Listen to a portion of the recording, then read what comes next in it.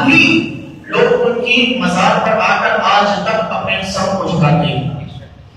جلال الدین اکبر بادشاہ کہ جس نے اپنا ایک نیا دین شروع کیا تھا، وہ بادشاہ کہ جو خود کو معبود کہلانے پر تلا ہوا تھا، جو اپنے آپ کو خدا کہلانا چاہتا تھا، وہ بادشاہ بھی حضرت خواجہ معین الدین چشتی اجمیری علیہ رحمہ کے مزار پر ننگے پاؤں آیا کرتا تھا۔ اسی بادشاہ کو رب کائنات نے اگر اولاد عطا کی شہنشاہ جہانگیر کی صورت میں، یہ جہانگیر کی صورت میں جو رب نے اسے اولاد عطا کی، یہ اولاد بھی خواجہ معین الدین چشتی اجمیری علیہ رحمہ کے خلیفہ شیخ سلیم چشتی علیہ رحمہ کی ترکیب بھی عطا کی گئی۔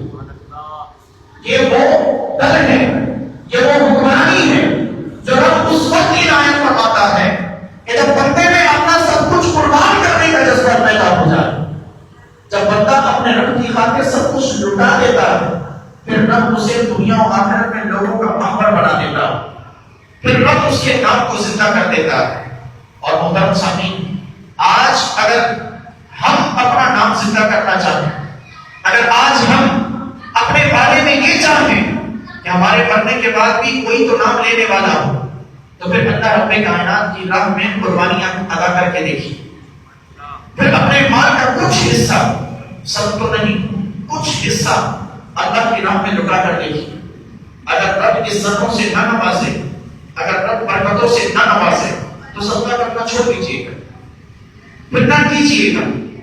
لیکن خواجہ معین الدین چشتی اجمیری علیہ رحمہ کو مانتے ہیں تو پھر ان کی سیرت کو بھی اپنائیں۔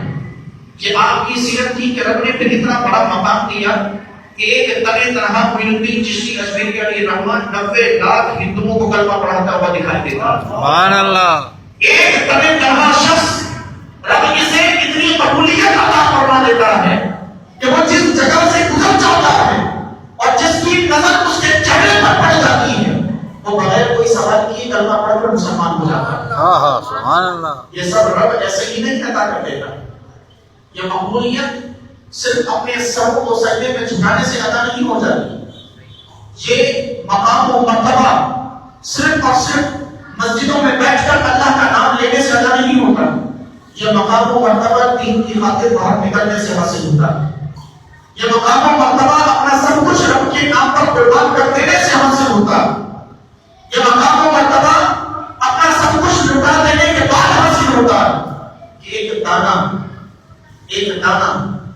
وہ دانہ ہمارے کھانے کے قابل کب بنتا ہے؟ اس دانے کو اتنی عزتیں کب ملتی ہیں جب وہ دانہ منو مٹی تلے دبنا منظور کر دیتا ہے۔